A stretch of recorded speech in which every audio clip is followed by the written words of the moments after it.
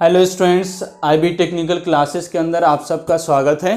आज की इस वीडियो में हम लोग स्विच गियर एंड प्रोटेक्शन के फर्स्ट यूनिट या सबसे बेसिक चीज़ के बारे में जानेंगे, जिसके अंदर हम लोग समझेंगे प्रोटेक्शन सिस्टम किसको कहते हैं, सर्किट ब्रेकर और रिले का क्या काम है, करंट ट्रांसफ़र कहाँ पे लगाते हैं, और हमारे पास शॉर्ट सर्किट किसको कहा जाता है या शॉर्ट सर्किट करंट क्या होता है, ये सारी बात डिटेल में हम लोग समझेंगे। तो आज का ये वीडियो आपके लिए, आज का क्लास आपके लिए बहुत इंपॉर्टेंट यदि आप switch gear and protection system को समझना चाहते हैं तो आइए स्टार्ट करते हैं आज का क्लास। तो सबसे पहले ये डायग्राम देखिए जिसमें हमने सर्किट ब्रेकर को दिखाया हुआ है और रिले को दिखाया हुआ है और साथ ही साथ करंट ट्रांसफार्मर को देखा और यहाँ पर हमने फॉल्ट दिखाया है। ठीक है, तो ये फॉल्ट क्या होता है या शॉर्ट सर्किट किसको कहते हैं, तो ये डायग्राम समझने से पहले इस फॉल्ट को थोड़ा समझते हैं। और फॉल्ट का मतलब हम लोग प्रोटेक्शन सिस्टम के अंदर शॉर्ट सर्किट समझते हैं। तो शॉर्ट सर्किट किसको कहा जाएगा ये समझिए। तो फॉल्ट समझ लीजिए। सबसे पहले फॉल्ट जो होता है ये कोई भी आपका अनएक्सपेक्टेड चीज़ या ओपन सर्किट हो जाए या शॉर्ट सर्किट हो या कुछ भी एक्सेप्टेड जो नॉर्मल चीज़ से हटकर कोई भी सिस्टम के अंदर, पावर सिस्टम के अंदर कुछ चीज़ें हो रही हैं, तो नॉर्मल के अलावा अब नॉर्मल जितने भी कंडीशन है ये सारा फॉल्ट कहलाएगा। लेकिन हम लोग मेनली तौर से जो फॉल्ट को कंसीडर करेंगे वो शॉर्ट सर्किट को कंसीडर करेंगे, क्योंकि दूसरा जितना भी एबनॉर्मल कंडीशन है वो उतना सिस्टम के लिए हार्मफुल नहीं है, डेंजर नहीं है। लेकिन यदि सिस्टम में शॉर्ट सर्किट हो जाता है तो आपका जितना भी इलेक्ट्रिकल इक्विपमेंट एपरेटस लगा हुआ है ये सबको डैमेज कर देगा, सबको खराब कर देगा। इसीलिए हमारे पास शॉर्ट सर्किट को समझना सबसे पहले ज़रूरी है। शॉर्ट सर्किट किसको कहते हैं और शॉर्ट सर्किट करंट क्या होता है ये सारी बात समझिए पहले। तो आइए देखते हैं। शॉर्ट सर्किट को समझने के लिए हमने एक बहुत छोटा सा बेसिक सा डायग्राम बनाया हुआ है, ये आपको समझ में आएगा। तो देखिए हमने यहाँ पर एक जनरेटर दिखाया है, या अल्टरनेटर आप समझिए, जो जनरेटिंग स्टेशन के अंदर लगा हुआ है। ये जनरेटर के पास देखिए जो ईएमएफ होगी इसको हम लोग ईजी से रिप्रेजेंट कर रहे हैं। ईजी का मतलब आपका जनरेटेड ईएमएफ, छोटा है लेकिन हम बोल रहे हैं उसको सुनते जाइएगा। ईजी का मतलब जनरेटेड ईएमएफ, यानी जो अल्टरनेटर ईएमएफ इंड्यूस कर रहा है। जनरली 11 केवी का हमारे पास अल्टरनेटर लगा हुआ होता है, तो ये जनरेटेड ईएमएफ है। उसके अलावा हमने ZI यहाँ पर देखा है, तो ये इसका मतलब क्या हुआ, इंटरनल इम्पीडेंस की जो वैल्यू होगी उसको देखा है। यानी इसके पास आपका जो कॉइल बांधा हुआ होगा, वायर होगा, इसके अंदर कुछ ना कुछ रेसिस्टेंस होगा और इंडक्टिव वैल्यू होगी, तो दोनों को मिला के कुछ ना कुछ इंटरनल इम्पीडेंस की वैल्यू होगी। और ये हमारा जनरेटर है, तो ये करंट इसका फ्लो हो रहा है और ये करंट कहाँ जा रहा है, लोड की तरफ जा रहा है। और लोड आपका लगा, लोड का मतलब कंज्यूमर है, और ये आई की वैल्यू ट्रांसमिशन लाइन के माध्यम से करंट की वैल्यू जा रही है, ट्रांसमिट हो रही है। और ये हमारे पास जो लोकल एरिया है ये यहाँ पर लोड लगा हुआ है, और लोड के पास ये ZL दिखाया हमने। ZL का मतलब क्या हुआ, लोड इम्पीडेंस की वैल्यू, यानी हमारे घर के अंदर, हमारे मोहल्ले के अंदर, हमारे एरिया के अंदर जितना भी लोड लगा हुआ है उसका कुछ ना कुछ प्रतिरोध होगा, कुछ ना कुछ इम्पीडेंस होगा, इंडक्टिव इफेक्ट होगा, रिएक्टिव इंडक्टेंस होगा। तो कुल मिलाकर ZL का मतलब हुआ आपका लोड इम्पीडेंस यहाँ पर हमने दिखाया। तो ये नॉर्मल सिचुएशन हमने दिखाया कि जनरेटिंग स्टेशन है, नॉर्मल करंट फ्लो हो रहा है और नॉर्मल करंट किसके पास जा रहा है, लोड के पास जा रहा है। सारे चीज़ें ओके हैं, कोई प्रॉब्लम यहाँ तक हमको नहीं है। लेकिन अब समझिए शॉर्ट सर्किट कहने का मतलब क्या हुआ है, सडनली आपने क्या किया, किसी ने क्या किया, यहाँ पर जो लोड था उस लोड को डिस्कनेक्ट कर दिया और डायरेक्टली क्या कर दिया है यहाँ से, यानी इसका जो पॉजिटिव वायर था और जो निगेटिव या फेज न्यूट्रल आप कह ली या दो फेज वायर कह ली, इन दोनों को आपस में टकरा दिया, किसी भी माध्यम से टकरा दिया। मान के चलिए लोहा का कोई छड़ था या लोहा का कोई रड था या चेन था, तो उस चेन के माध्यम से दोनों को टकरा दिया, दोनों को आपस में मिला दिया है। आपका ऊपर वाला positive wire and negative wire या दो अलग अलग फेज वायर को आपस में किसी लोहा से, कंडक्टर से अटैच कर दिया है, या आप कह दीजिए कि डायरेक्टली दोनों कंडक्टर आपस में सट गया है। तो उस स्थिति में क्या होगा, अब इसको ध्यान से समझिएगा क्या होने वाला है। तो यदि ये दो कंडक्टर किसी भी माध्यम से कंडक्टर से या खुद से सट जाता है तो ऐसा स्थिति आपका शॉर्ट सर्किट कहलाएगा। क्यों कहलाएगा, क्योंकि अब देखिए जो करंट जा रहा था, पहले अगर स्थिति देखिएगा तो करंट कहाँ जा रहा था, लोड के पास जा रहा था, कंज्यूमर के पास जा रहा था नॉर्मल स्थिति में। लेकिन जैसे ही आपका फॉल्ट हो गया, यानी आपने इन दोनों को आपस में सटा दिया है, तो अब करंट क्या होगा, करंट ये वाला पाथ चूज करेगा, आपको मालूम होगा। और नहीं मालूम है तो अब आप मालूम कर ली, याद रख लीजिए, current is always follow the low resistance path. तो अब लो रेसिस्टेंस या लो इंपेडेंस इसको कहां से मिलेगा, ये वाला पाथ मिलेगा। जो दो कंडक्टर आपने यहां पर मिला दिया है, ये दोनों आपस में टकरा गया, तो करंट, अब कोई भी करंट लोड के पास नहीं जाएगा, यानी जीरो करंट जाएगा। आप कह ली नेग्लिजिबल, अगर गया भी तो बहुत माइनर करंट जाएगा, वो हम लोग नेग्लेक्ट कर देंगे और कंसीडर करेंगे सारा करंट कहां से आ रहा है हमारे पास, ये वाला पाथ, नया रास्ता चूज कर लिया, यानी करंट की वैल्यू यहां से आने लगी। अब ध्यान से समझिए क्या होगा। यदि मान के चलिए पहला नॉर्मल कंडीशन था और करंट लोड के पास जा रहा था, तो आपका जो ईएमएफ का इक्वेशन था वो क्या बनता, या करंट आप कैलकुलेट करते तो कैसे करते, E = Eg / ZI + ZL, जहां पर Eg आपका जनरेटिंग अल्टरनेटर का ईएमएफ है और आपका ZI इंटरनल इंपेडेंस है और ZL आपका लोड इंपेडेंस है। तो इस तरह से आप करंट को कैलकुलेट कर पाते और ये आपका नॉर्मल करंट आपको मिल जाता है। लेकिन जैसे ही आपने इन दोनों को टकरा दिया तो ये आपका शॉर्ट सर्किट कहलाएगा,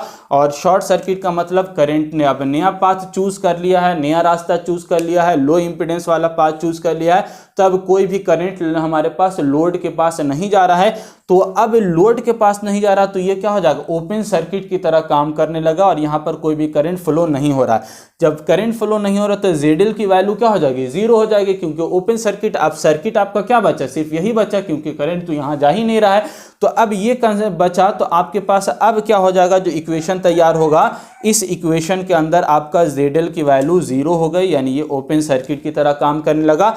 तो अब हमारे पास जो नया इक्वेशन तैयार हुआ वो क्या होगा, Eg / ZI, जहां पर ZL नहीं है, नेग्लिजिबल है। अब ZL नहीं है तो बहुत बड़ा प्रॉब्लम क्रिएट हो गया। क्या क्रिएट हो गया कि अब जो करंट का प्रतिरोध, यानी करंट का जो अपोजिशन करने का काम कर रहा था, वो कौन कर रहा था, ZL कर रहा था, क्योंकि मेनली तौर से जो इंपेडेंस की वैल्यू है या आप रेसिस्टेंस समझ ले, जो प्रतिरोध था वो किसके पास था, लोड के पास था। यानी हमारे घर में फ्रिज लगा हुआ है, बल्ब लगा हुआ है और सारा इंडक्शन मोटर लगा हुआ, तो ये सब मिलके क्या कर रहा, पोजीशन का काम कर रहा था।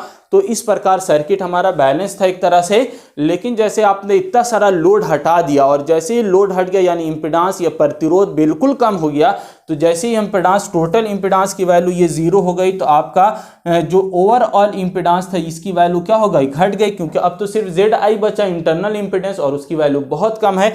तो ZI या इंपेडेंस की वैल्यू सिस्टम के अंदर, पूरे सर्किट के अंदर बहुत कम होने की वजह से सडनली करंट की वैल्यू क्या हो जाएगी, बहुत ज़्यादा हाई हो जाएगी। आ रहा समझ में। तो बहुत जैसे ही हमारे पास ये शॉर्ट सर्किट हो जाता है, यानी ये वाला पाथ करंट चूज कर लेगा, ZL एलिमिनेट हो गया, तो अब सडनली आपका EMF अल्टरनेटर वही है, लेकिन चूंकि क्या हो गया, ZL एलिमिनेट हो गया, मेन प्रतिरोधक हट गया सिस्टम से, तो जिसके कारण करंट की वैल्यू क्या हो गई, सडनली बढ़ गई, और इसी बढ़े हुए करंट को हम क्या कहते हैं, शॉर्ट सर्किट करंट कहते हैं। आरासन में यदि पहले नॉर्मल सिचुएशन के अंदर यदि 100 एम्पियर फ्लो हो रहा था, लेकिन लोड हट जाने की वजह से वही अल्टरनेटर है, वही सारा सिस्टम है, लेकिन लोड प्रतिरोध हट जाने से अब करंट की वैल्यू सडनली बढ़ जाएगी, 5 गुना 10 गुना हो जाएगा, आपका 1000 एम्पियर इस तरह का करंट फ्लो होगा। और ऐसे ही करंट को हम क्या कहेंगे, शॉर्ट सर्किट करंट कहेंगे, या इसी को हम लोग फॉल्टी करंट कहेंगे।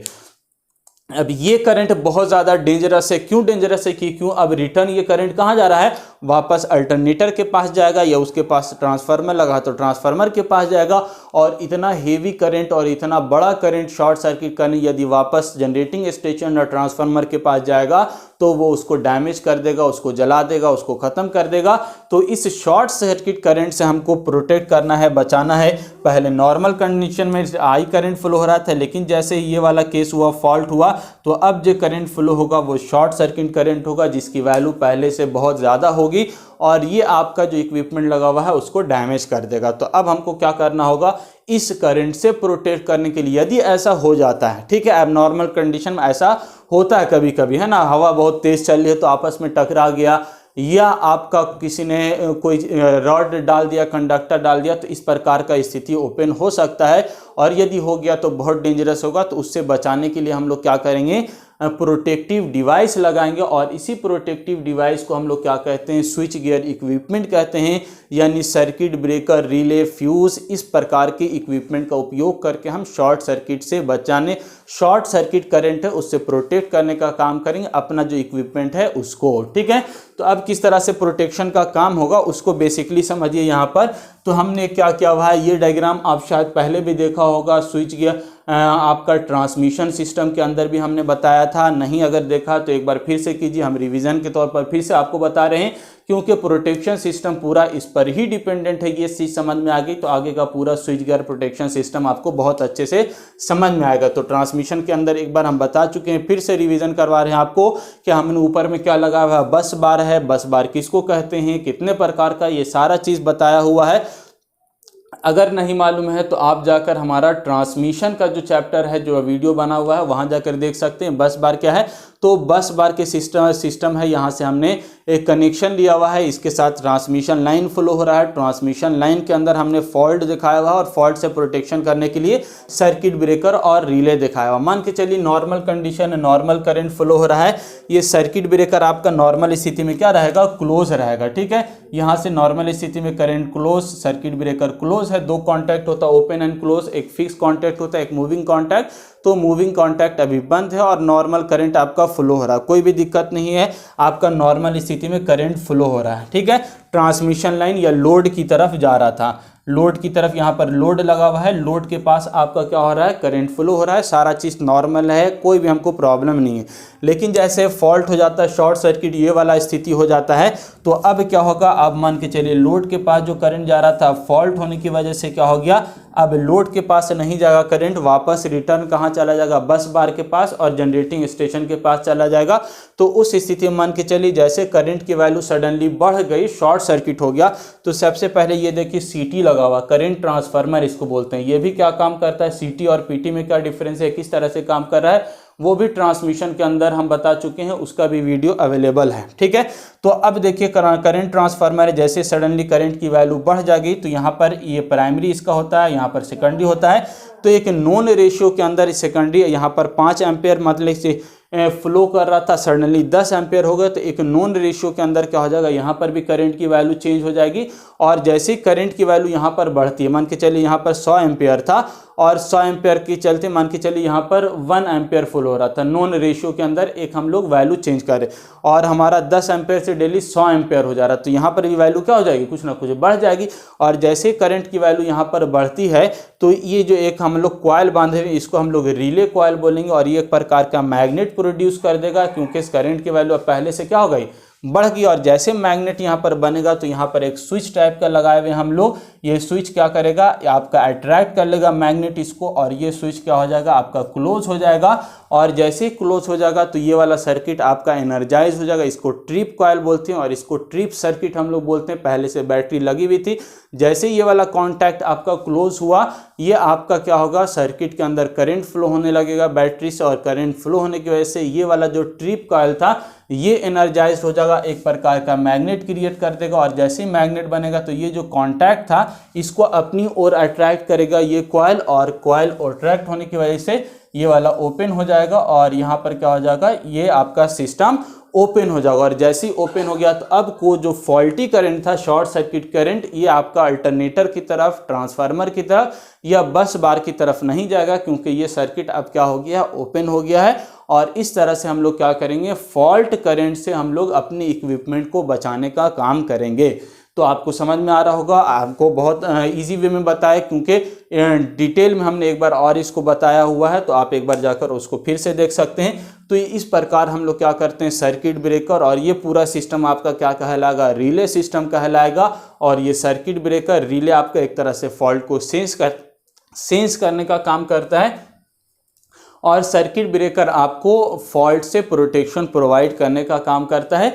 और करंट ट्रांसफार्मर आपका रिले के लिए हेल्पफुल होता है, रिले को कम रेटिंग पर काम कराने के लिए हम लोग करंट ट्रांसफार्मर का यूज़ करते हैं।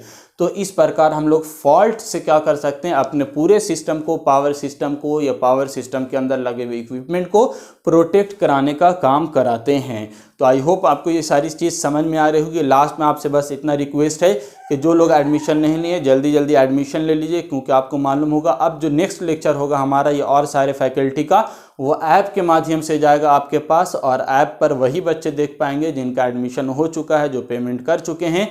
तो आप प्ले स्टोर पर जाकर आज ही अपना ऐप डाउनलोड कर लीजिए। IB टेक्निकल क्लासेस के नाम से ऐप आपका आ चुका है प्ले स्टोर पर, उसको डाउनलोड कर लीजिए। उसमें कुछ डेमो क्लासेस आपको दिखेंगे, वो देख लीजिए अगर नहीं देखा हो तो। और अगर आप पेमेंट कर लेते हैं, एडमिशन ले लेते हैं, तो आपको कुछ कोड प्रोवाइड किया जाएगा और उसके माध्यम से फिर आप ऐप के अंदर बैचेस के अंदर इंटर कर पाएंगे और वहां से आप डिटेल में जो फर्दर आपका लेक्चर है, मटेरियल है, वो वहां से देख पाएंगे। और जितना भी मटेरियल है, नोट्स है, वो सारी चीज़ भी हम लोग अब ऐप के अंदर ही प्रोवाइड करेंगे और सिर्फ वही बच्चे देख पाएंगे जो एडमिशन ले चुके हैं। तो आपसे रिक्वेस्ट है कि अब टाइम बहुत ज़्यादा नहीं है, हम लोग को सिलेबस भी कवर कराना है, तो जल्दी जल्दी आप लोग एडमिशन लें, ऐप को स्टोर करें और ऐप के माध्यम से अपने पढ़ाई को कंटिन्यूअस करें। थैंक यू, धन्यवाद।